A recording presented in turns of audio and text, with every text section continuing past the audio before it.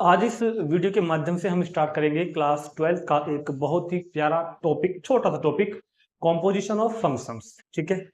और इस वीडियो में हम कॉम्पोजिशन ऑफ फंक्शंस तो पढ़ेंगे ही। कॉम्पोजिशन ऑफ फंक्शन के साथ साथ पहले मैं आपको बता दूं कि इस वीडियो का मेरा आज का जो एजेंडा है वो क्या रहेगा। सबसे पहले जैसे कि आप लिखा हुआ देख रहे हैं, हम पढ़ेंगे composition of functions, composition of function. फिर हम कंपोजिशंस ऑफ फंक्शन के ऊपर दो एग्जांपल्स करेंगे एनसीईआरटी के बुक के। ये काम मुश्किल से 10 मिनट का होगा। फिर हम एक बहुत ही इंपॉर्टेंट टॉपिक पढ़ेंगे इसके बाद, इनवर्टिबल फंक्शन। इनवर्टिबल फंक्शन क्या होता है, क्या इसकी कंडीशंस हैं और ये होता क्या है, इसके बारे में जानेंगे। और हमारी एनसीईआरटी में सिर्फ मात्र एक एग्जांपल दिया हुआ है इनवर्टिबल फंक्शन के ऊपर, उसको करेंगे। तो ये छोटी सी वीडियो बनेगी चैप्टर की आज, जिसमें हम दो फंक्शंस, दो टॉपिक पढ़ेंगे, compositions of function and invertible functions, और उसके ऊपर कुछ एग्जांपल्स देखेंगे। ठीक है। अब सबसे इंपॉर्टेंट बात, क्योंकि ये जो वीडियो शूट हो रही है ना, ये सन 2024-25 सेशन नंबर 2024-25, जिसमें रेशनलाइज एनसीईआरटी बुक है, न्यू वाली। अगर किसी बच्चे के पास पुरानी बुक है या किसी और बोर्ड में अभी पुरानी बुक चल रही है ना, तो उसमें 1.3, 1.4 और मिसलेस वगैरह सब दी हुई है। लेकिन सीबीएसई बोर्ड इधर न्यू क्या नाम है, इधर एनसीईआरटी में सिर्फ 1.1 एक्सरसाइज जो हम कर चुके हैं, टोटली का फिनिश 1.2 हम पूरी कर चुके हैं, इतना ही सिलेबस में है। हाँ, composition of function, invertible function भी सिलेबस में है, लेकिन इसके ऊपर जो 1.3 थी पहले पुरानी बुक में, वो अब नहीं है। सिर्फ इंट्रोडक्शन ही है कि सिर्फ जानना है हमको कि कॉम्पोजिशन ऑफ फंक्शन क्यों क्या होता है और इनवर्टिबल फंक्शन क्या होता है। और ये एग्जाम्पल भी इसलिए है ताकि हम कॉम्पोजिशन फंक्शन को सीख जाएं, समझ सकें कि अप्लाई कैसे करते हैं इसके क्वेश्चंस में, और इनवर्टिबल फंक्शन क्या होता है। इसके बाद ये टॉपिक यहीं खत्म हो जाएगा। फिर हम नेक्स्ट वीडियो में शुरू करेंगे मिसलेनियस एग्जाम्पल और मिसलेनियस एक्सरसाइज। और उस मिसलेनियस एग्जाम्पल्स में और मिसलेनियस एक्सरसाइज में ना, हम रिलेशन फंक्शन वाले जो सिमेट्रिक होता है ना, reflexive, symmetric, transitive, one one function, on function, तो वही सब क्वेश्चन करेंगे।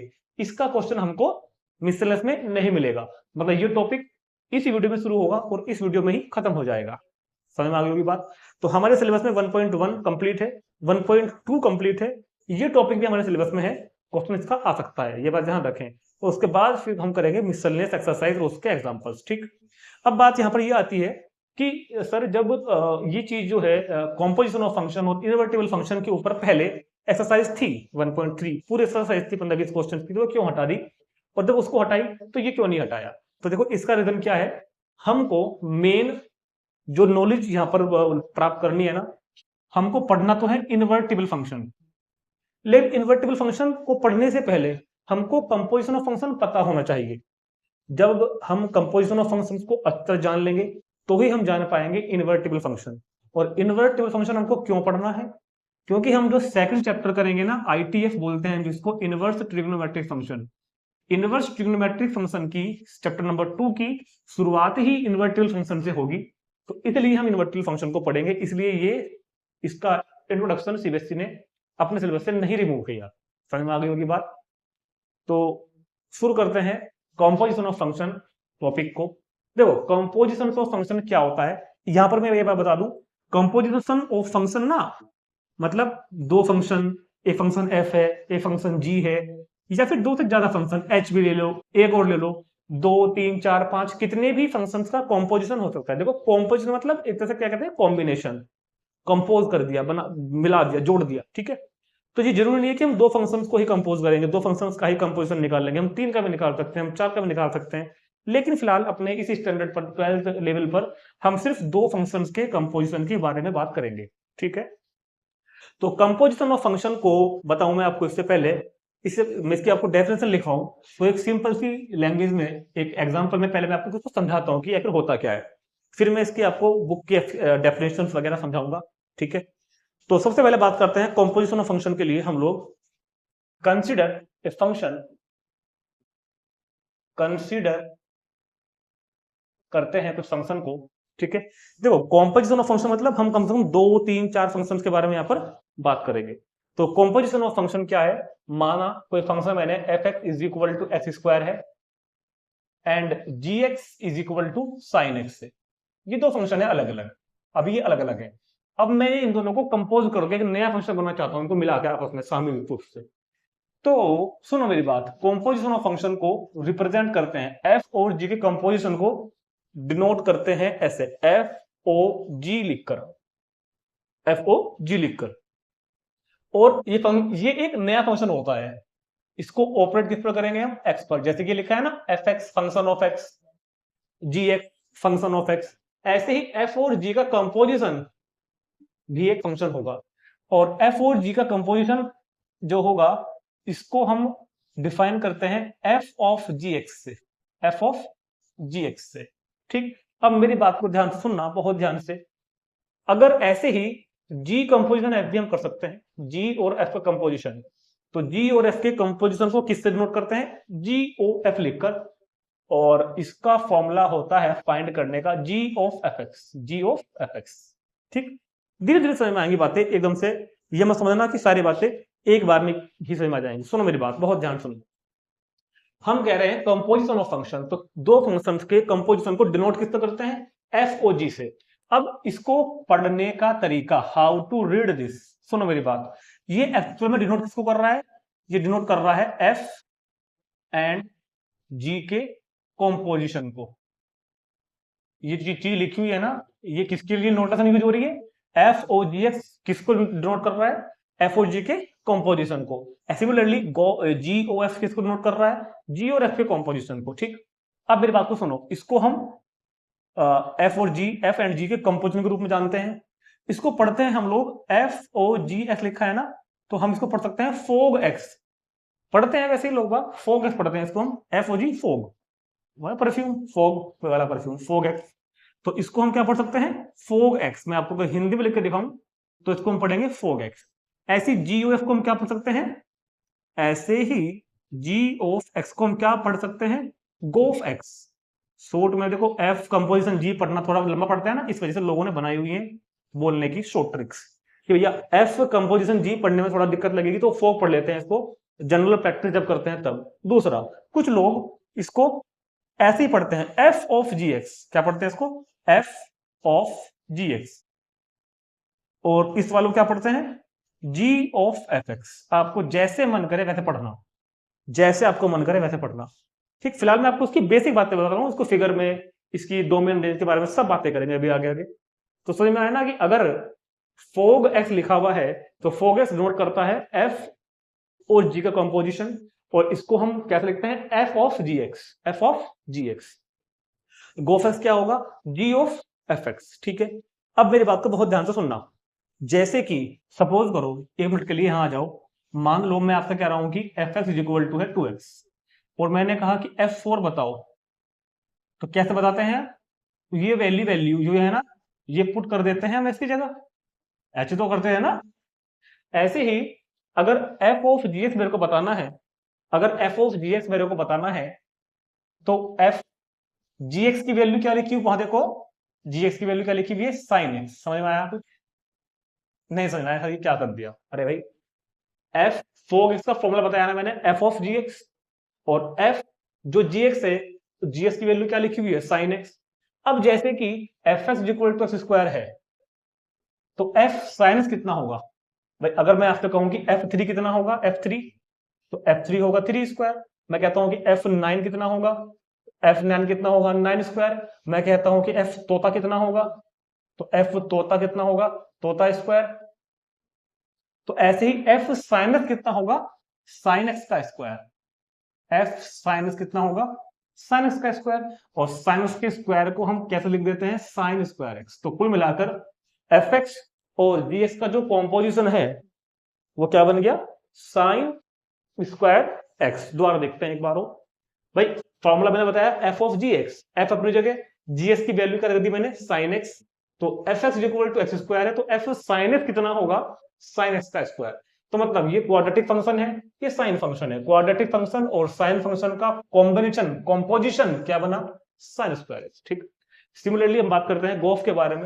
तो g ऑफ fx यानी कि गोफx, g ऑफ fx यानी कि गोफx। तो g रहेगा अपनी जगह, fx की वैल्यू क्या है मेरे पास, यहां देखो fx की वैल्यू क्या है मेरे पास, x स्क्वायर।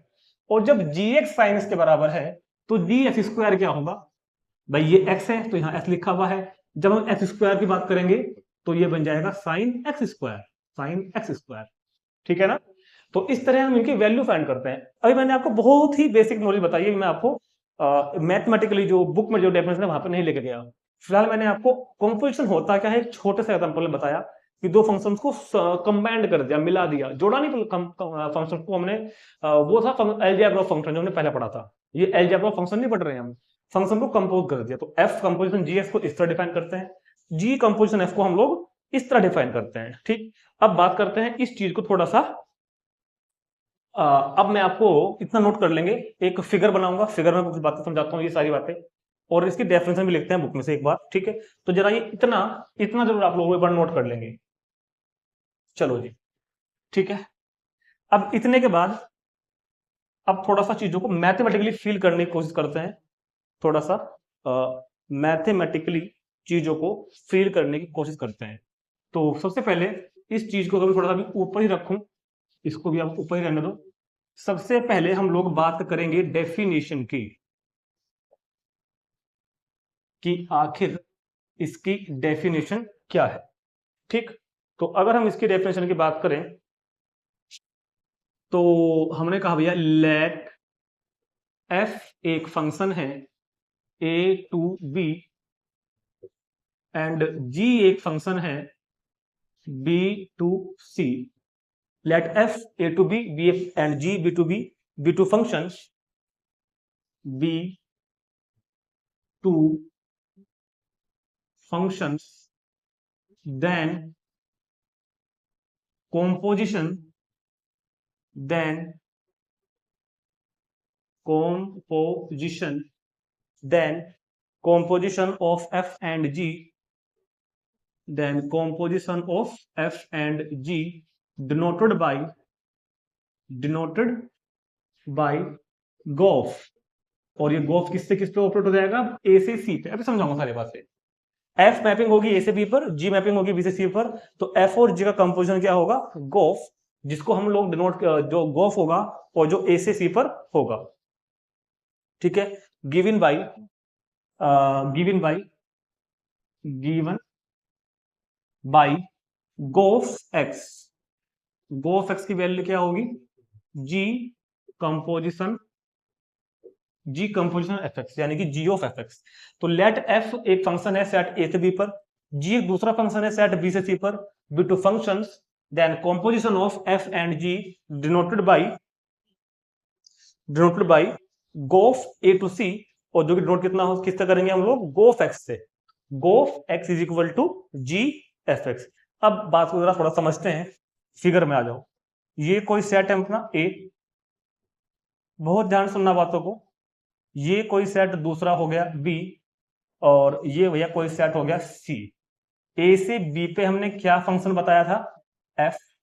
बी से सी पर हमने क्या फंक्शन बताया था अभी अभी, जी। अब कोई एलिमेंट सेट एक्स में है, तो एक्स की इमेज इधर क्या बनती है, याद करो पीछे बताया था आपको हमने, एफ एक्स होता है। एक्स की इमेज अंडर एफ क्या होती है, एफ एक्स। अब जो काम यहां एक्स कर रहा था वो काम यहां एफ एक्स कर रहा है इस सेट के लिए, ठीक, बी से सी के लिए। अब जैसे कि एक्स के लिए अंडर एफ इमेज कौन है, एफ एक्स, तो ऐसे ही एफ एक्स के लिए अंडर जी इमेज कौन हो जाएगी, जी एफ एक्स। थोड़ा सा बड़ा बना दो ना, मोटा सा, थोड़ा सा मोटा कर दो, है ना, मोटा कर दो। ठीक है, तो जैसे कि मैं क्या बता रहा था अभी अभी, एक्स के लिए अंडर एफ इमेज कौन है, एफ एक्स, तो एफ एक्स के लिए अंडर जी इमेज कौन सी होगी, जी एफ एक्स, जी एफ एक्स। ठीक है, क्या हो जाएगी इमेज, जी एफ एक्स। तो अब मतलब कहने का यह है कि रिलेशन सेट ए से बी पर था और बी से सी पर था, तो कहीं ना कहीं एक रिलेशन सेट ए से सी पे भी बन गया। भाई मैं ए बी का रिश्तेदार है, किसी भी रिश्ते से हो, चाहे मान लो रिश्ता R1 है, बी सी का रिश्तेदार है किसी और रिश्ते से, तो ए भी तो सी का कुछ ना कुछ होगा। ये बोल रहे हैं हम यहां पर कि एक्स से सेट ए से सेट बी में एफ फंक्शन है, सेट बी से सेट सी में जी फंक्शन है। तो मतलब एक्स के रिश्तेदार एफ एक्स है, एफ एक्स के रिश्तेदार जी एफ एक्स है, तो एक्स के रिश्तेदार जी एफ एक्स भी तो होंगे, और उस रिश्तेदारों को बोलते हैं हम गोफ एक्स। फोग नहीं बोलेंगे, फोग उल्टा होता है, ये बात कई बार बच्चे मिस्टेक कर देते हैं, उल्टा होता है। ठीक है, तो ए से बी में सेट हो, ए से बी में फंक्शन कौन है एफ, बी से सी में फंक्शन कौन है जी, तो ए से सी में फंक्शन कौन होगा गो ऑफ एक्स। सेम आगे बात, फोग उल्टा होता है, फोग होता है सी से ए में, तो जो गो फंक्शन होगा ये हमें यहाँ लिखा हुआ भी है, जो गो फंक्शन होगा वो सेट ए से सेट सी में होगा। तो ए से बी में अगर एफ फंक्शन है और बी से सी में अगर जी फंक्शन है, तो ए से सी में फंक्शन कौन हो जाएगा गो ऑफ एक्स, ए से सी में फंक्शन कौन हो जाएगा तो गो ऑफ एक्स। इसमें वैसे मुझको ज्यादा कुछ नहीं बताना आपको, वैसे डोमेन और रेंज की जरूरत पड़ेगी नहीं इसकी, फिर भी मैं आपको बताता हूँ इसकी डोमेन रेंज कैसे फाइंड होती है। कंपोजिशन पहले आप इसको नोट कर लेंगे एक बार, बाकी जब इसके एग्जांपल करेंगे अभी एक दो तो चीजें और क्लियर होके आएंगी, ठीक है। तो अभी जरा इसका डोमेन एंड रेंज के बारे में बात कर लेते हैं, इतना जरा नोट करेंगे एक बार और, इतना नोट करेंगे। अब हम डोमेन एंड रेंज की बात करते हैं, अरे ये मैंने अब कर दिया क्या, ये तो मुझको ये लिखना था भाई, चलो कोई बात नहीं, कोई बात नहीं। तो डोमेन एंड रेंज की बात करेंगे अगर हम, तो फिर से बात करते हैं। लेट एफ कोई फंक्शन है, सेट, देखो पहले मैंने डोमेन रेंज नहीं लिखे थे, जो एग्जांपल लिया था। लेट एफ कोई फंक्शन है सेट आर से किस पर, आर पर, और ये किस तरह डिफाइन है f x is equal to x square, और ऐसे ही जी भी कोई फंक्शन है रियल नंबर के सेट से, रियल नंबर के सेट पर, ठीक है, और जीएस कितना था मेरे पास साइन एक्स, ठीक। अब हमसे किसी ने कहा कि सर अगर गोफ एक्स हो, जो भी होगा गोफ एक्स, उसकी डोमेन रेंज क्या होगी। तो सबसे पहले एक बात बताता हूं, ये मैंने भी जनरल लिख दी है, real number two real number, real number two real number. अब मैं इन फंक्शन की जो एक्चुअल में जो रेंज होती है उसको लिखूंगा। देखो एक बात याद रखना, ये सेट हमेशा डोमेन होता है, हमेशा पहला सेट हमेशा डोमेन होता है, मगर दूसरा जो सेट है वो किसी क्वेश्चन में कोडोमेन भी हो सकता है और ये किसी क्वेश्चन में रेंज भी हो सकता है, जरूरी नहीं होता, ठीक। वो डिपेंड करता है कि फंक्शन ऑन टू है या नहीं। फंक्शन अगर ऑन टू होगा तो रेंज और कोडोमेन इक्वल होंगे, फंक्शन ऑन टू नहीं होगा तो अलग अलग होंगे। तो फिलहाल मैं इन फंक्शन की जो एक्चुअल रेंज होती है वो लिख देता हूं। अगर आपको ध्यान हो, क्लास 11 से बताया था कि क्वाड्रेटिक फंक्शन की जो रेंज होती है ना, वो पॉजिटिव रियल नंबर होता है, याद है क्या, पॉजिटिव रियल नंबर। जीरो भी होगा क्या, आर की जो इसकी इमेज होगी वो जीरो भी होगा क्या, तो मैं इसको आर स्टार बोल देता हूं, है ना, आर स्टार। इसकी जो डोमेन है वो कितनी है आर स्टार। आर स्टार क्या है यहाँ पर, सुनो भाई बहुत ध्यान सुनना बात को, ये आर है, ये भी आर है, negative zero positive, negative zero positive. तो जब जीरो रखोगे तो जीरो का स्क्वायर जीरो, पॉजिटिव नंबर रखोगे तो पॉजिटिव आएगा, नेगेटिव नंबर रखोगे तो भी पॉजिटिव आएगा। तो मतलब इसका रेंज क्या बनेगा, जीरो भी रेंज में है और पॉजिटिव रियल नंबर भी रेंज में है। तो आर स्टार को मैंने फिलहाल क्या मान लिया, आर स्टार क्या है, आर स्टार है पॉजिटिव नंबर और जीरो नंबर, समझ में आ गया। आर स्टार क्या है, पॉजिटिव रियल नंबर और जीरो। तो एफ एक्स कितना है एक्स स्क्वायर, जिसका रेंज आर स्टार है। आर स्टार यहां पर क्या है, non zero real number. R star यहां पर क्या है, non negative integers. R star क्या है यहां पर, नॉन नेगेटिव इंटीजर्स, ठीक है। ये इसकी रेंज है, ठीक, ये इसकी क्या है रेंज। अब हम उधर की बात करते हैं साइन एक्स की। तो साइन एक्स की भी आपको डोमेन पता होगी, क्लास 11 बताई थी हमने कि डोमेन होता है इसका रियल नंबर और रेंज इसकी क्या होती है -1 टू +1। इसकी जो रेंज होती है साइन की वो होती है -1 टू +1। तो अब मैंने इन फंक्शंस को जो इनके अपने डोमेन और रेंज है उनमें डिफाइन कर दिया। क्वाड्रेटिक फंक्शन की डोमेन आर और रेंज होती है नॉन नेगेटिव रियल नंबर, यार नॉन नेगेटिव रियल नंबर्स, ठीक है। ऐसे ही साइन फंक्शन की डोमेन तो होती है आर और रेंज होती है -1 टू +1, समझ में आ गया। तो मैं बस आपको ये बात समझाना चाह रहा हूं यहां पर छोटी सी एक बात, कि अगर बहुत ध्यान सुनना, कि अगर एफ फंक्शन की डोमेन आर है, रेंज आर स्टार है, जी फंक्शन की डोमेन आर है और रेंज -1 टू +1 है, तो इनके कॉम्पोजिशन की डोमेन और रेंज क्या होंगी, इनकी कॉम्पोजिशन की डोमेन एंड रेंज क्या होंगी। तो यहां पर हम बात करेंगे गोफ के बारे में, डोमेन एंड रेंज, और फिर बात करेंगे हम फोग एक्स के बारे में। डोमेन एंड रेंज इनके कॉम्पोजिशन की। वैसे हालांकि हमारे क्वेश्चन इस तरह का कोई आएगा नहीं, लेकिन पता हो फिर भी आपको। तो जी कंपोजिशन एफ होता है g of f x, g of f x. अब मेरी बात को बहुत ध्यान से सुनना, जी ऑफ एफ एक्स लिख रहा हूं मैं इधर, मतलब कि एफ एक्स मतलब कि फंक्शन के बाद चल रही है इस वाले की, अंदर एफ एक्स है ना। तो जैसा कि अभी बताया था कि आर से आर स्टार पर फंक्शन एफ डिफाइन है, यहां पर तो रियल नंबर सारे हैं, मगर यहां पर तो सिर्फ जीरो है और पॉजिटिव नंबर्स हैं, क्योंकि नेगेटिव की इमेज भी यही बनेगी। मैंने बताया था ना, आर स्टार क्या है, नॉन नेगेटिव रियल नंबर्स।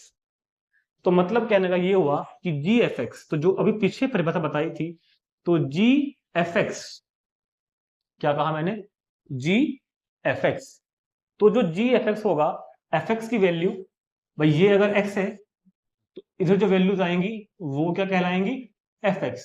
तो एफ एक्स की वैल्यू क्या आ सकती है, या तो जीरो आएगी या पॉजिटिव रियल नंबर आएगी। तो क्या मैं यहां पे लिख दूं आर स्टार, भाई एक तरीके से अगर देखा जाए, अगर एक तरीके से देखा जाए तो जी एफ एक्स, एफ एक्स मतलब या तो वैल्यू जीरो आएगी या पॉजिटिव नंबर आएंगे, यानी कि नॉन नेगेटिव रियल नंबर्स आएंगे। और अब इन नंबर्स का हम जी फाइंड करेंगे, जी एक्स, जी मतलब साइन फाइंड करेंगे, यानी साइन फाइंड करेंगे आर स्टार का। और तुमको पता है साइन तो चाहे तुम किसी भी नंबर का फाइंड करना दुनिया में, -1 से +1 के बीच ही आता है। देखो ये स्टैंडर्ड मैथमेटिकल नोटेशन नहीं है जो मैं इक्वल टू लगा रहा हूं या ये अंदर आशा लगा रहा हूं, ये ऐसे लिखते नहीं है हम, ये समझाने के लिए बता रहा हूं सिर्फ आपको, है ना। कभी आप मान लो कि ये चीज ऐसी होती है, ऐसा होता नहीं है वैसे। मतलब मेरा जो तरीका है लिखने का, कि जैसे मैंने यहाँ पे आर स्टार लिख दिया, ठीक है, लेकिन मेरे को आपको समझाने के लिए बता रहा हूं कि गोफ फंक्शन की जो गोफ फंक्शन का जो डोमेन है, वो तो क्या हुआ, गोफ एक्स का जो डोमेन है वो तो हमने पूरा रियल नंबर ही लिया था शुरुआत में, मगर इसकी जो रेंज निकल के आई, इसकी रेंज कितनी निकल के आई, -1 टू +1। तो यहां पर मैंने आपको गोफ फंक्शन की डोमेन एंड रेंज फाइंड करके दिखा दी, ठीक। अब बात करेंगे ऐसे फोग फंक्शन की डोमेन एंड रेंज के बारे में। तो फोग फंक्शन को अगर हम देखें बहुत ध्यान से, तो फोग होगा एफ ऑफ जी एक्स। अब एफ ऑफ जी एक्स में क्या होगा, एफ जी एक्स मतलब, जी एक्स मतलब साइन एक्स, जी एक्स मतलब साइन एक्स, तो जी एक्स मतलब साइन एक्स। अब जब हम एक फंक्शन जी वाला इधर से, कहां से, रियल नंबर से, और -1 से +1 पर डिफाइन करेंगे, तो यहां तो नंबर रियल नंबर है, यहां पर -1 से +1 तक की सारी संख्याएं हैं। और हमको पता है कि साइन की वैल्यू -1 होती है या +1 होती है या फिर इनके बीच में होती है। तो मतलब जब भी हम तुम साइनस फाइंड करोगे, तो तुम्हारे पास जो भी वैल्यू आएगी यहाँ पे अंदर, जो भी वैल्यू आएगी वो -1 टू +1 आएगी। समझ में आ रही है क्या बात, भैया साइनस की वैल्यू -1 से +1 के बीच या फिर इसके इक्वल तो आएगी। अब जो वैल्यू यहां आएंगी उनका हम एफ फाइंड करेंगे, जो वैल्यू आएगी उसका हम एफ फाइंड करेंगे, मतलब इस वैल्यू का हम स्क्वायर फाइंड करेंगे। और ध्यान रखना -1 से +1 के बीच की किसी भी नंबर का स्क्वायर अगर करोगे ना, तो तुमको 0 टू 1 मिलेगा।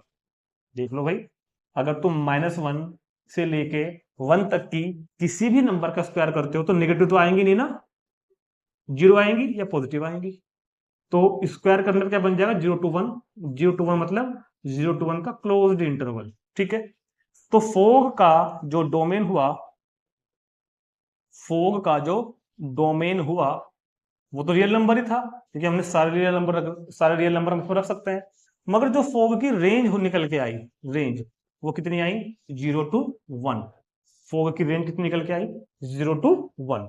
तो इस तरह मैंने आपको फोग एक्स का और गोफ एक्स का, इन दो पर्टिकुलर फंक्शंस को लेकर किस तरह इनकी डोमेन रेंज मैंने फाइंड की, ये मैंने आपको समझा दिया। हालांकि हमको जरूरत पड़ेगी नहीं वैसे इतनी, कि 2-3 एग्जाम्पल ही करने हैं, पहले था सिलेबस में जब पहले एक्सरसाइज पूरी थी। तो मैंने फिर भी आपको कॉम्पोजिशन ऑफ फंक्शन का क्या मतलब क्या है, डिनोट कैसे करते हैं, ये चीजें बता दी है, डोमेन रेंज फाइंड करने का तरीका ही बता दिया है। अभी हम देखते हैं इसके ऊपर 2 एग्जांपल्स, ठीक है, इसको नोट करेंगे पहले। देखते हैं एग्जांपल नंबर 15, 2 ही एग्जांपल है इसके ऊपर हमारे। तो आपके सामने एग्जांपल ये आ गया, वो देखो इधर घूमता हुआ आ रहा होगा कि लेट f इस सेट से इस सेट पर एक फंक्शन है, f फंक्शन है सेट 2 3 4 5 से इस सेट पर, एंड g फंक्शन है इस सेट से उस सेट पर। ठीक हो गया। अब कहता है कि f2 की वैल्यू 3, f3 की वैल्यू 4, f4 और f5 दोनों की वैल्यू 5, g3 और g4 दोनों की value 7 and g5 and g9 दोनों की वैल्यू 11। तो फाइंड द गोफ, तो वैल्यू फाइंड करनी है गोफ की। ठीक, गोफ बताना है अपने को, गोफ। तो जो ये गोफ लिखा है ना, वैसे तो ये गोफ इस तरह मतलब इसको लिखने का तरीका है, लेकिन इसको हम पूरा किस तरह मानेंगे, गोफ एक्स कि g of f x, g of क्या मानेंगे इसको हम, जी कंपोजिशन एफ एक्स, और इसका फॉर्मूला क्या बताया था अभी, जी एफ एक्स, फॉर्मूला बताया था मैंने इसको आपका जी एक्स। ठीक, अब जैसे कि मुझे गोफ बताना है तो सबसे पहले इसको ना हम एक एरो डायग्राम ड्रॉ करेंगे, उससे चीजें आपको बहुत क्लियर समझ में आ जाएंगी। ठीक है, तो ये पहला सेट है, ये मेरा पहला सेट है, एफ मैपिंग है इस सेट से एक 3 4 5 7 9 पर, इस सेट पर 2 3 4 5 से 3 4 5 9 पर, और अब 3 4 5 9 मतलब इस सेट से मैपिंग है इस वाले सेट पर 7 11 और 15। समझ में आ गया? एरो डायग्राम से, पिक्टोरियल डायग्राम से अच्छी तरह बातें समझ में आ जाती है। ठीक है, यहां से यहां जो फंक्शन दिया हुआ है वो एफ है, और यहां से यहां जो फंक्शन दिया हुआ है वो जी है। इसी के हिसाब से हम बातें करेंगे। तो जैसे मैंने अभी आपको थोड़ी देर पहले बताया था कि जो गोफ जो फंक्शन होता है ना, अगर मैं इसको नाम दे दूं थोड़ी देर के लिए ए बी सी, तो गोफ जो फंक्शन होता है वो सेट ए से सी पर होता है। गोफ जो फंक्शन होता है वो सेट ए से सी पर डिफाइन होता है। तो मतलब मुझको गोफ फंक्शन जो होता है, गोफ जो फंक्शन होता है वो सेट ए से सी पर डिफाइन होता है। ठीक है, मतलब मुझे इन एलिमेंट के लिए गोफ फंक्शन फाइंड करना है।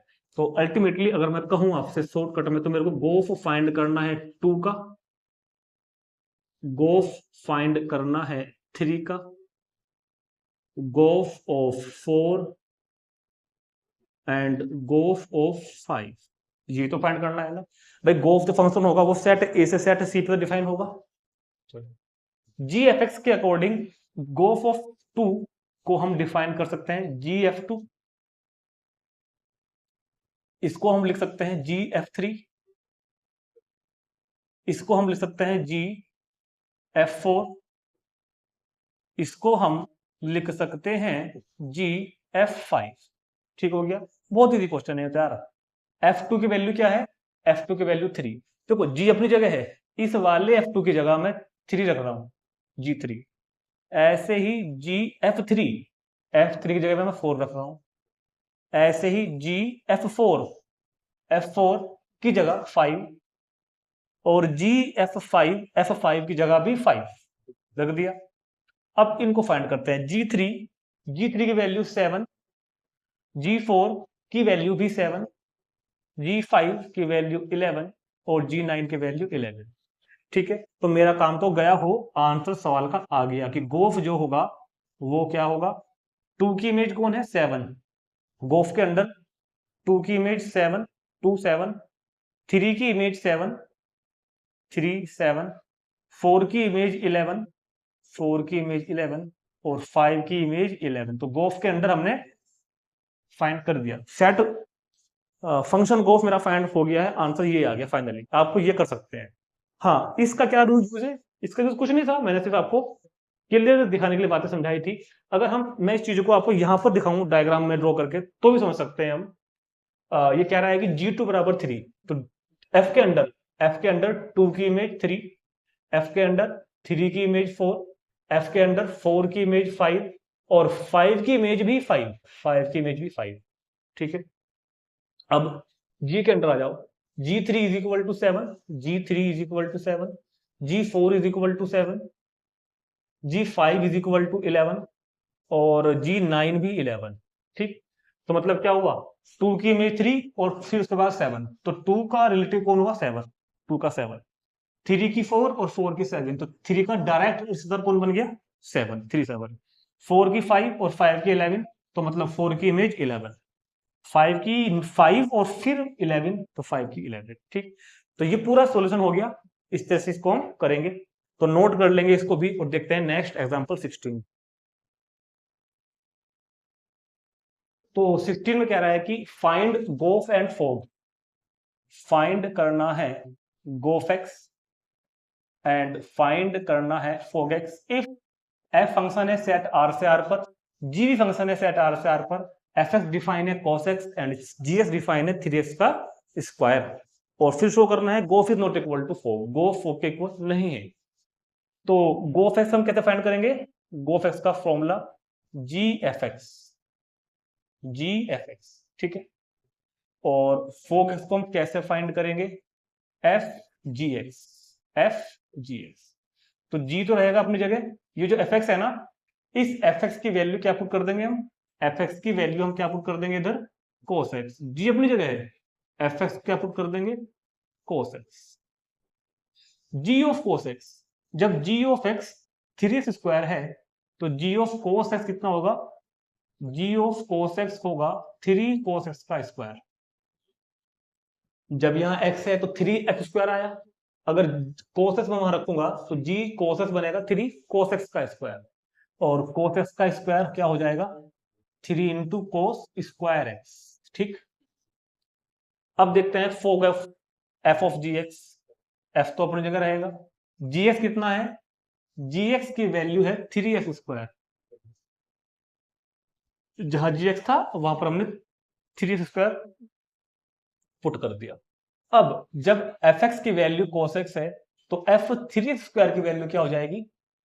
cos 3x square. तो ये हमारे क्वेश्चन का आंसर तो आ गया, क्योंकि फोग को फाइंड करने के लिए कहा था। अब दिखाना ये है कि इक्वल नहीं है, तो साफ दिख रहा है क्लियरली, क्लियरली वो इसके इक्वल नहीं है। Fog is not equal to gof. भाई यार इतना तो समझते हो ना, ट्रिग्नोमेट्रिक करी 11th क्लास की। ये 3 कोस स्क्वायर इसका 3 टाइम है, ये कोस स्क्वायर इसका 3 टाइम है, ये कोस किसका है? 3x स्क्वायर का। तो बातें बहुत ज्यादा अलग हो गई है, तो ये इक्वल नहीं होंगे। तो यहाँ पे आगे हमारा ये फोग गोफ वाला टॉपिक तो पूरा हो जाता है, कंपोजिशन ऑफ फंक्शन पूरा हो जाता है। मुश्किल ही कोई क्वेश्चन आपको इसको एग्जाम में मिलेगा, मगर हाँ इनवर्टिबल फंक्शन का क्वेश्चन आ जाता है एग्जाम में। अब शुरू करेंगे इनवर्टिबल फंक्शन, और इनवर्टिबल फंक्शन को समझाने के लिए ही ये समझाना पड़ा, क्योंकि इसका यूज मैं वहां पर करने वाला हूँ थोड़ी देर बाद। तो इसको नोट करेंगे, चलते हैं इनवर्टिबल फंक्शन पर। तो अब बात करते हैं नेक्स्ट टॉपिक, और लास्ट टॉपिक है इस चैप्टर का, लास्ट टॉपिक कहूंगा मैं इसको, क्योंकि इनवर्टिबल फंक्शन के टॉपिक के बाद तो हम मिसलेनियस करेंगे, जहां पर हम वही अपना पुराना काम symmetric, reflexive, transitive, equivalence, one one onto prove करेंगे। इनवर्टिबल फंक्शन का last topic of this chapter, ठीक है। और इनवर्टिबल फंक्शन को आपको बहुत अच्छी तरह समझना है, इसके ऊपर क्वेश्चन भी आता है एग्जाम में, ठीक है, कैसे भी आ सकता है, शॉर्ट में या लॉन्ग में। और इनवर्टिबल फंक्शन का जो यूज हम नेक्स्ट चैप्टर में भी करेंगे, इनवर्स ट्रिग्नोमेट्रिक फंक्शन में भी करेंगे, ठीक है। तो आखिर में इनवर्टिबल फंक्शन क्या है, कई बार बच्चों को चीज समझ में नहीं आती, क्योंकि देखो इनवर्टिबल फंक्शन के कई सारी डेफिनेशन बन जाती हैं अलग अलग, मैं आपको सभी डेफिनेशन बताऊंगा, लेकिन आपको इनवर्टिबल फंक्शन समझने के लिए सिर्फ एक शब्द समझना है, अगर वो समझ में आ गया तो समझ जाओ सारा काम पूरा। इनवर्टिबल फंक्शन वो फंक्शन जो 1 1 ऑन टू होते हैं, जो 1 1 भी हो ऑन टू भी हो, मतलब मैं क्या कहूं, जो फंक्शन बाइजेक्टिव होते हैं, है ना भाई, जो 1 1 ऑन टू होता है उसको शॉर्ट में हम लोग बाइजेक्टिव तो बोलते हैं। तो जो फंक्शन 1 1 ऑन टू होते हैं या बाइजेक्टिव होते हैं उनको कहते हैं इनवर्टिबल फंक्शन। एक बात तो ये हो गई, सब लिखवाऊंगा, वैसे इन सब बातों को लिखवाऊंगा भी लैंग्वेज में। दूसरी बात, इनवर्टिबल फंक्शन वो है, सिंपल भाषा में अगर कहूं, जिसका इनवर्स फाइंड हो सके, जिसका इनवर्स फाइंड हो जाए, जिसका इनवर्स फाइंड हो जाए उसे क्या बोलेंगे? Invertible function. दूसरी भाषा में अगर कहूं तो ए function f x, A function F is invertible, A function F is invertible if it's inverse is exist, अगर इसका इनवर्स एग्जिस्ट हो। अब ये इनवर्स क्या नाम है, ये इनवर्स तो नहीं समझ में आया हमको, बताए सब बताए। तो फिलहाल मैंने आपको इनवर्टिबल फंक्शन की यहीं पर 3 4 बातें बता दी। देखो इनवर्टिबल फंक्शन, कोई फंक्शन इनवर्टिबल होगा या नहीं, नंबर एक बात। नंबर एक बात, तो सब फंक्शन इनवर्टिबल नहीं होते, कुछ ही होते हैं। जिस फंक्शन का हम इनवर्स फाइंड कर सकें, जिस फंक्शन का हम इनवर्स फाइंड कर सकें उसको बोलते हैं इनवर्टेबल फंक्शन। और कौन से फंक्शन इनवर्टेबल होंगे? जिनका हम इनवर्स फाइंड कर सकते हैं, जो 1 1 ऑन 2 होते हैं। जितने भी 1 1 ऑन 2 फंक्शन है वो सभी के सभी का हम इनवर्स फाइंड कर सकते हैं, इसलिए उनको क्या बोलते हैं? Invertible function. तो यहां पर जो क्वेश्चन एक्सरसाइज में आएगा या हम करेंगे वो ये आ सकता है कि ये कहेगा क्वेश्चन में कि शो दैट, कि प्रूव करो फंक्शन इनवर्टिबल है। तो किसी फंक्शन को इनवर्टिबल प्रूव करने के लिए सिर्फ दो काम करने हैं। उस फंक्शन को 1 1 ऑन टू प्रूव कर दो, 1 1 भी और ऑन टू भी, तो फंक्शन क्या माना जाएगा? इनवर्टेबल। या वो ये पूछेगा हमसे कि अगर फंक्शन इनवर्टेबल है तो इनवर्स फाइंड करो। ये दो काम मुझको आपको सिखाने हैं कि कैसे किसी फंक्शन को इनवर्टेबल प्रूव करते हैं और कैसे उसका इनवर्स फाइंड करते हैं। तो इनवर्टेबल प्रूव करने के लिए तो सिर्फ एक काम करना है, 1 1 ऑन टू प्रूव कर देना, जो कि हमारे लिए बड़ा काम नहीं है। एक्सरसाइज 1.2 में हमने करे हैं इस काम को। अगर एक्सरसाइज 1.2 का मैं वो क्वेश्चन उठा लूं जिसमें हमारा क्वेश्चन का आंसर 1 1 ऑन टू आया था, तो वो फंक्शन इनवर्टेबल थे, उनका इनवर्स फाइंड कर सकते हैं। ठीक हो गया। अगर कोई फंक्शन 1 1 नहीं है तो इन्वर्टेबल नहीं होगा, ऑन टू नहीं है तो इन्वर्टेबल नहीं होगा, दोनों नहीं है तो भी नहीं होगा। इन्वर्टेबल होने के लिए 1 1 ऑन टू दोनों होने जरूरी है। ठीक, एक छोटे से एग्जांपल में मैं आपको बात को समझाता हूं, जरा ध्यान समझेंगे मेरी बात। मान लो, सिंपल सी भाषा में समझते हैं कि f x is equal to, मैंने कहा ये लिखा हुआ है, ध्यान समझना ना। इस एग्जांपल में आपको बातें समझ में आएंगी, फीलिंग आएगी चीजों की। x इज इक्वल टू 2 पर फंक्शन की वैल्यू क्या आएगी? 2 दूनी 4 प्लस 7 11। तो ये वो फंक्शन है, f वो फंक्शन है जिसमें 2 रख के 11 आया। सुनो मेरी बात, f कौन सा फंक्शन है जिसमें 2 रखा और मेरे को 11 प्राप्त हुआ? समझ में आया? f कौन सा फंक्शन है जिसमें मैंने 2 रखा और मेरे को 11 प्राप्त हुआ? ठीक, वो फंक्शन बताओ, वो फंक्शन बताओ जिसमें मैं 11 रखूं और 2 निकल के आए।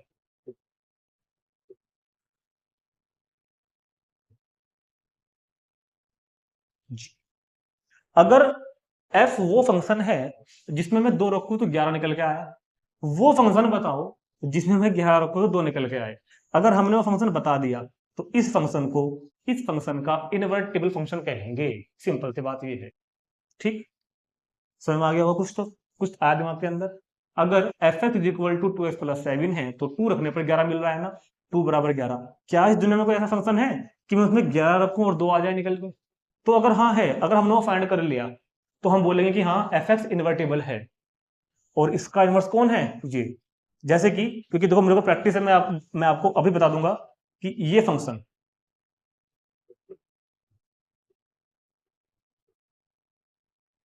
ये फंक्शन इसका इन्वर्टेबल फंक्शन है। पूछो कैसे?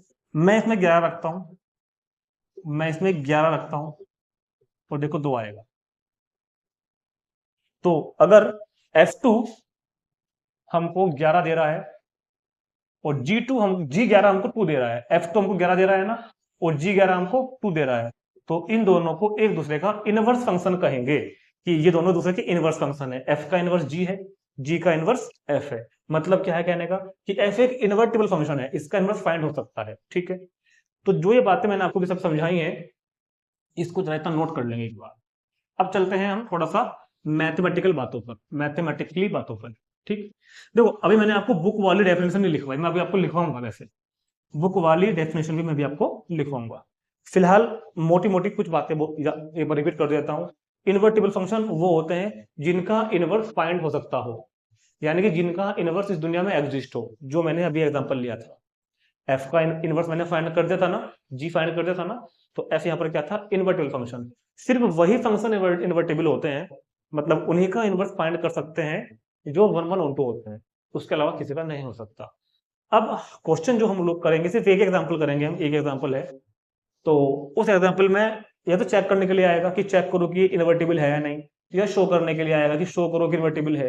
तो इसके लिए सिर्फ एक काम करना है, 1 1 ऑन 2 करना है। अगर 1 1 ऑन 2 आ गया तो हाँ, फिर उसका इनवर्स कैसे फाइंड करेंगे वही बताऊंगा आपको, उसका मैं आपको इनवर्स भी फाइंड करना बताऊंगा। फिलहाल एक एग्जांपल देखते हैं। पहले एक एग्जांपल देखते हैं, छोटा सा पहले एक एग्जांपल देखते हैं। और अगर आपको ध्यान हो, जब मैंने आपको 1.2 का सॉल्यूशन कराया था ना, तो वहां पर एक क्वेश्चन नंबर 7 था शायद, 7 का फर्स्ट मैंने आपसे कहा था कि इस फंक्शन को मैं दोबारा लूंगा अगले एक्सरसाइज में। तो मैं उसी क्वेश्चन को दोबारा लिख रहा हूं यहां पर आपको चीजें बेहतर समझाने के लिए। एफ एक फंक्शन है रियल नंबर से रियल नंबर पर, डिफाइंड बाई एफ एक्स। अगर किसी ने अब तक इस क्वेश्चन की वीडियो नहीं देखी ना, 1.2 का सॉल्यूशन पार्ट 2, तो पहले जाकर देख लेना एक बार, क्योंकि वहां पर क्वेश्चन में ये कहा गया था कि चेक करो या प्रूव करो कि ये 1112 है। मैं अब ये कह रहा हूं आपसे कि प्रूव दैट, अब मैं क्वेश्चन के लेवल को चेंज कर रहा हूं, मैं कह रहा हूं कि show that this function is invertible. Question वही है, फंक्शन वही है, फंक्शन वही है, फंक्शन वही है, डोमेन रेंज वही है, कोडोमेन वगैरह वही है, फंक्शन का डेफिनेशन भी वही है, सिर्फ स्टेटमेंट चेंज कर दिया। वहां कहा गया था कि चेक करो या शायद शो करो कि फंक्शन 1112 है या नहीं। मैं कह रहा हूं कि प्रूव करो कि फंक्शन इनवर्टिबल है या नहीं, सिर्फ प्रूव करने के लिए बोल रहा हूं। तो कुछ नहीं करना, वो क्वेश्चन जो का तू कर देना, मैं दोबारा नहीं करा रहा हूं यहाँ पर, मैं दोबारा नहीं करा रहा हूं, क्योंकि मैं आपको इस फंक्शन का 1112 ऑलरेडी करा चुका हूं और ये फंक्शन 11 आया था। मैं इसका ऑन टू भी आपको करा चुका हूं और ये फंक्शन ऑन टू भी आया था। ध्यान से जाकर देखो पिछली वाली वीडियो, ये 11 भी आया था, ऑन टू भी आया था। तो अगर ये कहता है ना कि चेक करो या प्रूव करो कि फंक्शन इन्वर्टिबल है, तो आपको 11 चेक करना है और ऑन को चेक करना है। और जो फंक्शन 1112 हो जाए तो आंख बंद करके लिख देना दिस फंक्शन इज इनवर्टिबल। ये करना पड़ेगा, दिखाना पड़ेगा करके, बकायदा पूरा काम करके दिखाना पड़ेगा। तो क्या लिख देंगे, दिस फंक्शन इज इनवर्टिबल। तो ये हमने प्रूव कर दिया कि फंक्शन इन्वर्टेबल है। तो इन्वर्टेबल फंक्शन समझ में आ गया। जिस फंक्शन को जो फंक्शन 1112 होता है उसको कहते हैं इन्वर्टिबल फंक्शन। इन्वर्टिबल मतलब इसका इनवर्स फाइंड कर सकते हैं। अगर इसमें मैं ये ऐड कर दूं, also find its inverse, also find its inverse, तो उसको नोट करते हैं एफ इनवर्स से। एफ के ऊपर ऐसे लिख देते हैं -1 पावर, वो क्या पढ़ते हैं इसको, एफ इनवर्स। इस सब बातें मैं आपको भी लिखूंगा नोट बना करके, ठीक है। तो इसको क्या बोलेंगे, एफ इनवर्स, ठीक है भाई। अब वैसे एफ इनवर्स को फाइंड करने का तरीका मैं आपको जो एग्जांपल बुक में दिया हुआ है ना, 16 उसमें कराऊंगा। फिलहाल एक रफ आइडिया से मैं आपको इनवर्स दिखाता हूं फाइंड करके किसी फंक्शन का कैसे करते हैं। ये रफ है जो कर रहा हूं फिलहाल। तो किसी फंक्शन का इनवर्स फाइंड करने का तरीका ये है कि आप पहले लेट कर लो f f is equal to y. हमने क्या मान लिया, f f is equal to y, ठीक है। अब क्योंकि एफ इन्वर्टिबल है तो एफ का इनवर्स एग्जिस्ट करेगा, तो इस बात को ऐसे लिखते हैं, एक्स जो है वो एफ इनवर्स वाई के इक्वल है। ये बात अभी फिलहाल के लिए याद रखो, थोड़ी देर में अभी मैं आपको कुछ दोबारा समझाऊंगा एक बार और। इसको मान लेना फर्स्ट। अब जो क्वेश्चन दिया हुआ था वो लाके लिखना, f x is equal to 3 - 4x, और इसको तुमको वाई मानना है ना, इसको वाई मानना है भाई, एफ एक्स वाई तो था। और यहां से एक्स की वैल्यू निकाल लेनी है, यहां से एक्स की वैल्यू निकाल लेनी है, निकाल ली। अब देखो फर्स्ट में एक्स की वैल्यू ये है, सेकंड में एक्स की वैल्यू ये है, दोनों को इक्वल कर देना आपस में, दोनों को इक्वल कर देना। F inverse y is equal to 3 - y/4, यही एफ का इनवर्स होगा। इस तरह हम लोग इनवर्स फाइंड करेंगे। लेकिन ये थोड़ा सा एक, वैसे मैंने आपको आउटलाइन से बताया क्वेश्चन की, ये क्वेश्चन एक आउटलाइन है। प्रोसेस जो क्वेश्चन करने का है, जिस तरह से आपको कॉपी में करना है, वो मैं आपको अभी बताऊंगा। जो बुक में एग्जांपल है उस वाले में, ये तो मैंने समझ से आपको एक मोटा मोटा आइडिया बताया, मैं आपको दोबारा बताता हूँ सारी बातें। वो फंक्शन जो 1112 होते हैं उनको बोलते हैं इन्वर्टिबल फंक्शन। इन्वर्टिबल फंक्शन का मतलब जिसका इनवर्स फाइंड हो सके, जिसका इनवर्स दुनिया में एग्जिस्ट हो, उसको बोलते हैं इन्वर्टिबल फंक्शन। तो जैसे कि फंक्शन था, इसको 1112 हम पहले प्रूव कर चुके हैं, तो उस आधार पर हमने कहा कि ये इन्वर्टिबल है। इसका इनवर्स भी बताओ, तो ये मैंने आपको इनवर्स फाइंड करना बता दिया, ठीक। अब चलते हैं, देखो आपको यही बातें याद रखनी है इन्वर्टिबल के बारे में, क्वेश्चन भी हम ऐसे ही करेंगे, ठीक। अब मैं आपको कुछ बातें नोट कराऊंगा, कुछ बात नोट कराऊंगा जिसमें मैं नोटेशन बताऊंगा आपको कि कैसे डिनोट करते हैं, कैसे प्रूव करते हैं, कैसे फाइंड करते हैं। तो इसको चाहो तो नोट कर लो, फिर चलते हैं हम अपने फेयर नोट्स पर, ठीक। तो अब बात करते हैं इन्वर्टिबल फंक्शन के बारे में, थोड़ा सा मैथमेटिकल बात है, जो बुक में जो डेफिनेशन है। देखो वैसे तो इन्वर्टिबल फंक्शन की जो डेफिनेशन है इस बुक के अकॉर्डिंग वो ये भी है कि a function which is one one and onto is said to be invertible function. लेकिन एनसीईआरटी में एक अलग ही डेफिनेशन दे रखी है, हालांकि उसका मीनिंग है वही, वो मैं आपको अभी एक एग्जांपल में कराऊंगा। फिलहाल आप ये डेफिनेशन पढ़ लो। तो डेफिनेशन तो हमारे पास लिखने के लिए नहीं आती, तो जो ये बात लिखी है ना यहाँ पर वही वो बात है जो मैं बता रहा हूँ बार बार, लेकिन वो लिखी कुछ अलग अलग ढंग से है। तो पढ़ते हैं एक बार। ए फंक्शन एफ जो कि एक्स से वाई पर डिफाइन है, सेट एक्स से वाई पर इज इन्वर्टिबल।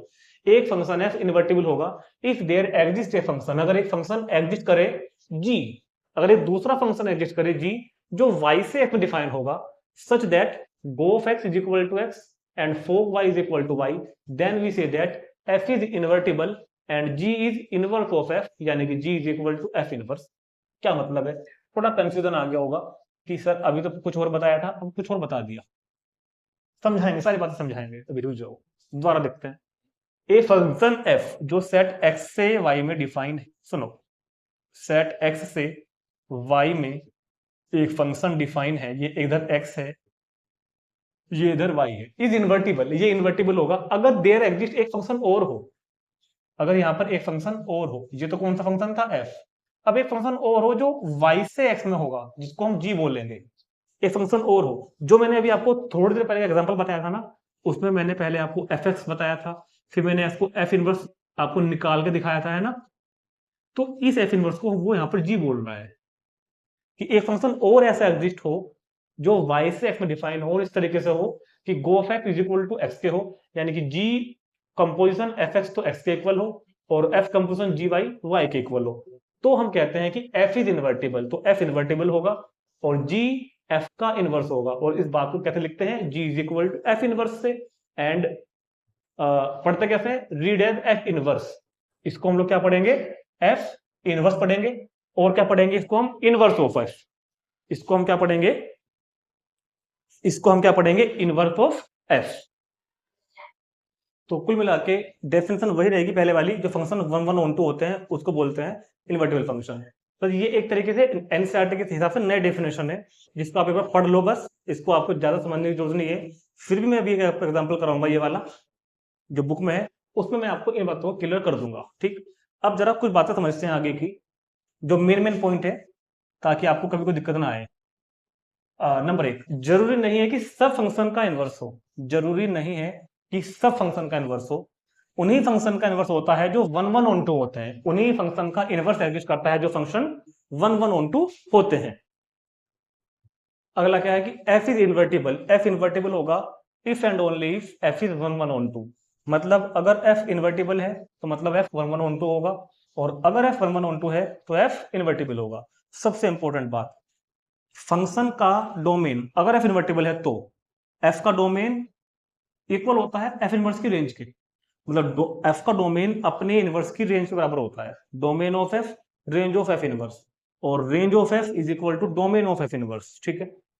दूसरी बात, अगर f फंक्शन ऑर्डर पेयर में इस तरह डिफाइन है, order pair x y such that x belong करता है a से और y बिलोंग करता है b से, तो f का इनवर्स क्या हो जाएगा, बस इन ऑर्डर पेयर को पलट देना, y बन जाएगा, जहां पे f बिलोंग कर रहा होगा a से, y बिलोंग कर रहा होगा b से। मतलब अगर कभी कभी क्वेश्चन आ गया ना थोड़ा छोटा मोटा कि ये f है 1 2 और 3 4, ऐसे मान लो किसी ने कहा कि फंक्शन f है तो इसका इनवर्स बताओ, तो घबराना मत, सिर्फ इनको उल्टे कर देना, ये इसका क्या हो जाएगा, ये इसका क्या हो जाएगा, इनवर्स। और अभी आपको इतने पता नहीं है, लेकिन अल्टीमेटली गो फॉर फोर का मतलब यही होता है, g of x equal to x, four y equal to y. देखो ये मैं आपको ज्यादा डिटेल में इसलिए नहीं समझा पा रहा हूँ यहाँ पर, क्योंकि 1.3 ऐसा सिलेबस में नहीं है, अगर वो होती ना तो हम इस तरह के कई क्वेश्चन करके आते, तो मैं आपको ये बात जो बेहतर तरीके से समझा पाता, फिर भी मैं बताऊंगा आपको अगले एग्जाम्पल में, ठीक। इन्वर्टिबल फंक्शन मतलब जिसका इनवर्स एग्जिस्ट हो, ये मैंने आपको पहले बता दी बात। अब एक बात और समझते हैं, कई बच्चों के मन में कभी कभी सवाल आता है कि ऐसा क्यों है कि one one onto function ही इन्वर्टिबल होते हैं, ऐसा क्यों है कि one one onto function ही इन्वर्टिबल होते हैं, तो उसका जवाब मैं दूंगा आपको, पहले जरा आप एक बार ये रब कर लो, one one onto function ही इन्वर्टिबल क्यों होते हैं और क्यों नहीं होते।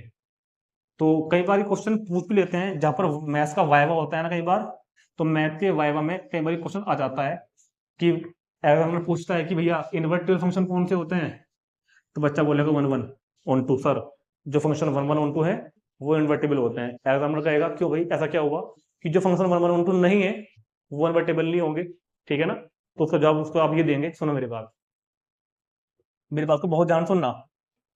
हमने कहा ABCD, हमने कहा XYZU, ये फंक्शन है हो गया। मैं पूछता हूं आपसे कि यह फंक्शन 1 1 1 2 है? क्या ये फंक्शन 1 1 1 2 है? नहीं है। 1 1 नहीं है क्योंकि इन दो एलिमेंट्स की एक इमेज है। ऑन टू नहीं है क्योंकि ये अनऑक्युपाइड रह गया। तो क्या कोई फंक्शन इधर से इधर डिफाइन हो जाएगा? भाई इधर से इधर डिफाइन होने के लिए इस, अब फंक्शन के डेफिनेशन पे जाओ। फंक्शन की फंक्शन मतलब क्या है कि पहला सेट के हर एलिमेंट की इमेज हो, पहले सेट के हर एलिमेंट की इमेज हो। ये सेट एक्स है, ये सेट वाई है, पहले सेट के हर एलिमेंट की इमेज हो। फंक्शन का डेफिनेशन क्या है? पहले सेट के हर एलिमेंट की इमेज हो, तो वो तो है, और यूनिक इमेज हो, तो ये फंक्शन है। अगर मैं थोड़ी देर के लिए वाई, इसी पोजीशन को मैं उल्टा कर देता हूं, है ना, मैं क्या करता हूं, इधर वाई लिख दिया, इधर एफ लिख दिया, उनको मैंने इधर लिख दिया x y z u a b c d. अब एक्स की इमेज कौन था? ए, सॉरी ए की इमेज कौन था? एक्स। वाई और वाई बी सी का था ना, तो वाई बी का भी था, वाई सी का भी था। तो देखो अब क्या हुआ, ये तो फंक्शन ही नहीं रहा, ये तो फंक्शन ही नहीं रहा क्योंकि इसकी दो इमेज बन गई और ये अनऑक्युपाइड भी हो गया, ये तो फंक्शन ही नहीं रहा ना। तो मतलब क्योंकि ये फंक्शन जो बोर्ड पर दिख रहा है ये नॉट 1 1 और नॉट ऑन टू है, नहीं तो ये ना ही तो ये 1 1 है और ना ही ये ऑन टू है, तो क्या उल्टा फंक्शन डिफाइन हो जाएगा? क्या डिफाइन कहां हो रहा है फंक्शन? नहीं हो पा रहा ना। समझ में आ रही कुछ बात?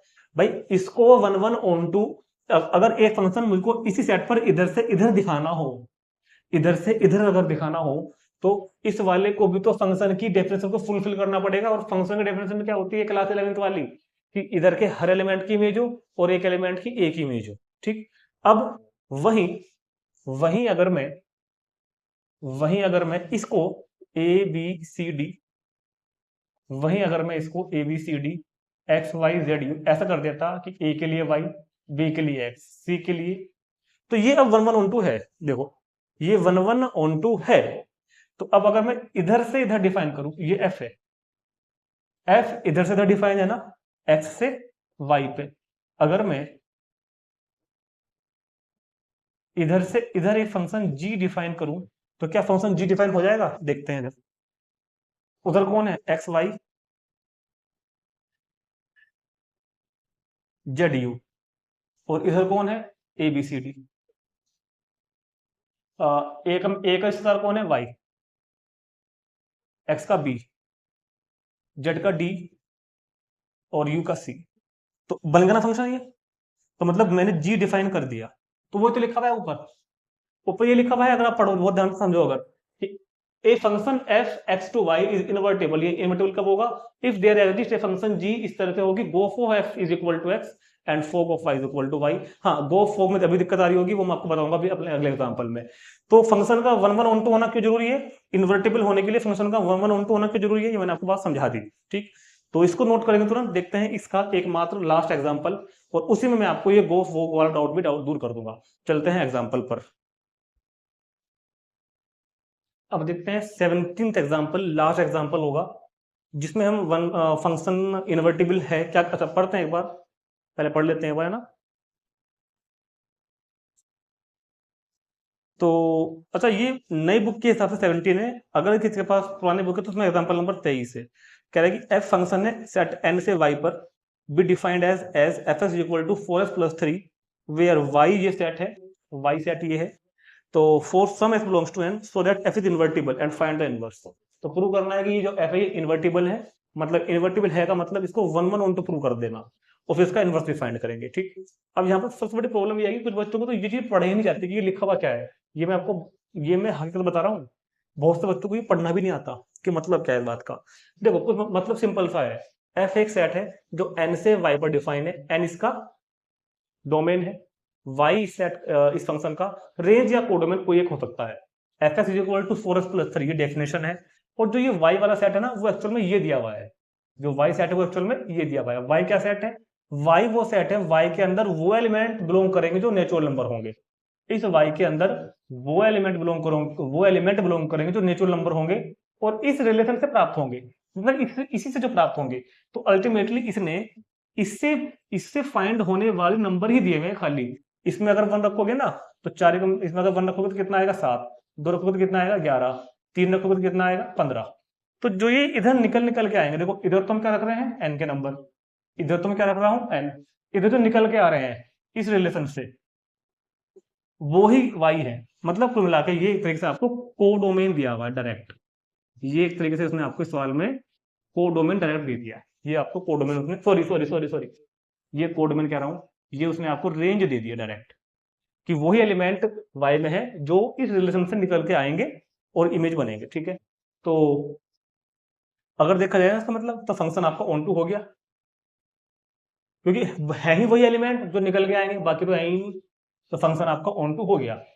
तो पहले इसको हम 1 1 प्रूव करेंगे, फिर इसको ऑन टू प्रूव करेंगे, फिर इसका इनवर्स फाइंड करेंगे, और फिर मैं इन दोनों बातों का मतलब बताऊंगा।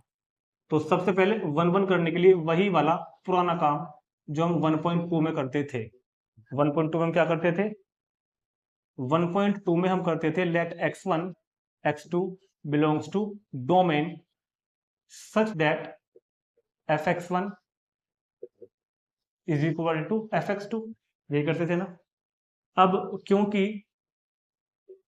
fx1 is equal to fx2, तो fx1 क्या बन के आएगा 4x1 प्लस 3, fx2 बन के आएगा 4x2 प्लस 3, 3 कैंसिल हो गया, implies 4x1 is equal to 4x2, 4 भी कैंसिल हो गया, तो x1 is equal to x2। तो fx1 is equal to fx2 लेकर चले थे और x1 is equal to x2 आ गया, तो हम क्या कहेंगे f इज 1 1, f इज 1 1। ठीक है, क्लियर होगी बात। अब इसको ऑन टू प्रूव कर दो, अब इसको ऑन टू प्रूव कर दो, अब इसको ऑन टू प्रूव कर दो। ऑन टू के लिए मैंने बताया था लेट कोई एलिमेंट स्मॉल y बिलोंग करता है कोडोमेन वाले सेट से, लेट y बिलोंग करता है कोडोमेन वाले सेट से such that fx is equal to किसके है y के। तो fx की वैल्यू क्या है इधर 4x plus 3 is equal to y, यहां से x कितना आएगा y माइनस 3/4, और y किससे बिलोंग कर रहा है y बिलोंग कर रहा है y से। ठीक, तो क्योंकि मैंने आपको अभी बताया था y के अंदर एलिमेंट ही वो है जो इस सेट की रेंज है, वो है ही वो एलिमेंट, तो मतलब हर y के लिए यहां पर अगर कोई भी वैल्यू लगा रखोगे तो हर एक वैल्यू के लिए x जरूर नेचुरल नंबर प्राप्त होगा, आपको जरूर डिफाइन होगा। तो क्योंकि for all y belongs to y के लिए there exist x belongs to n, जितने भी y बिलोंग कर रहे हैं कैपिटल Y में उन सभी के लिए x बिलोंग करेगा n में, सो f is on, so f is on. तो ये मैंने फंक्शन को ऑन टू प्रूव कर दिया, और अगर आपने एक बार फंक्शन को 1 1 ऑन टू प्रूव कर दिया तो आप बड़े आराम से कह सकते हो 10 f इज इनवर्टिबल। तो f कैसा होगा, f कैसा फंक्शन होगा, इनवर्टिबल फंक्शन होगा। ठीक, तो ये हमने क्वेश्चन का एक पार्ट पूरा कर दिया। 1 1 ऑन टू प्रूव करने का मतलब हमने फंक्शन को इनवर्टिबल प्रूव कर दिया। अब इसका फाइंड करते हैं इनवर्स, इसको नोट करो पहले। तो to find inverse of f, inverse of f find करने के लिए सबसे पहले क्या करोगे, let fx is equal to y, ये मान लेना। ठीक है, let fx is equal to y। अब क्योंकि f इन्वर्टिबल है तो f का इनवर्स एग्जिस्ट करेगा, जो कि x is equal to f inverse y के इक्वल होगा। ये मैंने आपको बात पहले समझाई थी, है ना, x किसके इक्वल होगा f इनवर्स y के। ठीक, अब फिर से बात को पकड़ो, फिर से इस बात को पकड़ो, since fx is equal to y और fx कितना है, fx है 4x plus 3 is equal to, ठीक है, यहां से x की वैल्यू फाइंड करेंगे और x की वैल्यू आ जाएगी y माइनस 3/4, इसको मान लेना सेकेंड, ये भी x की वैल्यू, ये भी x की वैल्यू। तो सिंपल तरीका बताता हूं, by first and second, f inverse y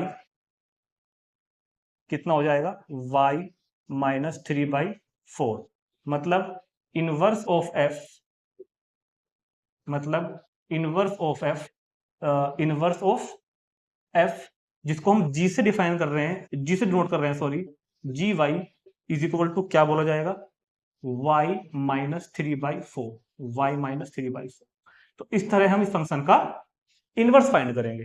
तो फंक्शन एफ का इनवर्स फाइंड करना कोई मुश्किल काम नहीं है, ठीक।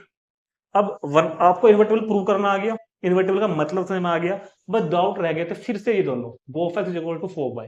देखो ये एक तरीके से वेरिफिकेशन है कि फंक्शन इन्वर्टिबल है या नहीं।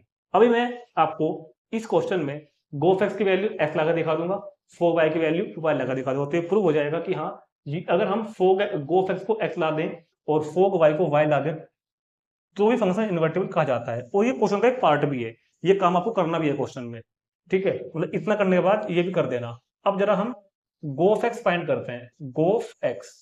तो बताना जरा गो ऑफ एक्स क्या होता है, g of f x, g of f x. तो जी ऑफ एफ एक्स कितना है, एफ एक्स कितना है क्वेश्चन में, एफ एक्स है 4x प्लस 3, एफ एक्स कितना है 4x प्लस 3, ठीक।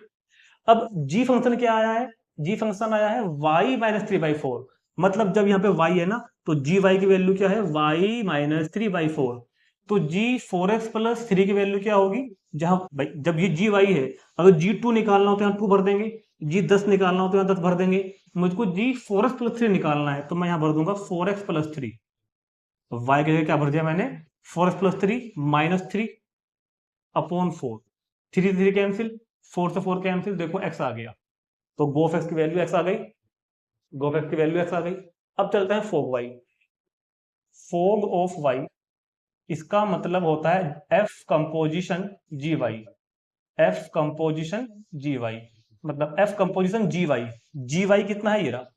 तो यहां पर f के अंदर जो जी वाई है उसकी वैल्यू पुट कर दे रहे हैं y माइनस 3/4, ठीक है। अब इस फंक्शन का f फाइंड करो, एफ एक्स, अगर एफ एक्स है तो 4x प्लस 3 है। अब x का काम कौन कर रहा है, ये ब्रैकेट, तो 4x की जगह y माइनस 3/4 प्लस 3, ठीक।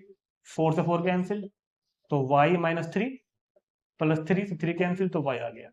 तो क्योंकि g of x is equal to x and 4y is equal to y, तो फंक्शन हमारा इन्वर्टिबल होगा, ठीक। ये भी तरीका है इन्वर्टिबल प्रूव करने का। अगर आप ऐसे भी कर सकते हैं कि जो वन, देखो सुनो, अब आपको करना यह है कि आप पहले क्वेश्चन को 1 1 1 टू प्रूव करो तो इन्वर्टिबल हो गया, और फिर इन्वर्स फाइंड कर दो और काम खत्म। ये मत करना, या ऐसे करो, या फिर ऐसा करो कि पहले आप ये फाइंड करो, पहले आप ये फाइंड करो, लेकिन ये फाइंड करके ना अभी हम इसको इन्वर्स घोषित नहीं करेंगे, पहले आप जी वाई फाइंड कर लो। इस तरीके से आप जी वाई फाइंड कर लो, लेकिन अभी हम जी वाई को इन्वर्स घोषित नहीं करेंगे, कब तक, अगर जब तक हम ये नहीं प्रूव करेंगे। तो दो तरीके के क्वेश्चन करने के, या तो पहले 1 1 1 टू प्रूव करो, इन्वर्टेबल हो गया, और फिर ये काम कर दो और कहानी खत्म करो, या फिर पहले ये वाला काम कर दो और अब इस जी वाई के लिए इन दोनों बातों को वेरीफाई करो, तो घोषित करेंगे कि 1 1 1 2 है। मैं सजेस्ट करूंगा कि वो पहला वाला तरीका अपनाओ, कि सबसे पहले स्टेप में फंक्शन को 1 1 प्रूव करो, फिर ऑन टू प्रूव करो और कह दो कि ये इन्वर्टिबल है, उसके बाद ये काम कर दो और फिनिश करो मामला, ठीक। तो बस यहाँ पर आकर हमारा ये इन्वर्टिबल फंक्शन का टॉपिक भी कंप्लीट हो जाता है और इस चैप्टर के सारे टॉपिक अब कंप्लीट हो गए हैं। अब हम मिलेंगे नेक्स्ट वीडियो में जिसमें हम मिसलेनियस एक्सरसाइज के एग्जांपल करेंगे, वो भी कम से कम 10-12 एग्जांपल हैं, शायद हो सकता है 2 पार्ट बनेंगे उसके भी, और फिर मिसलेनियस एक्सरसाइज सोल्व करेंगे, पहले मिसलेनियस एग्जांपल फिर उसके बाद मिसलेनियस सॉल्यूशन। तो टिल देन गुड बाय, मिलते हैं नेक्स्ट वीडियो में मिसलेनियस एग्जांपल्स के सॉल्यूशन में।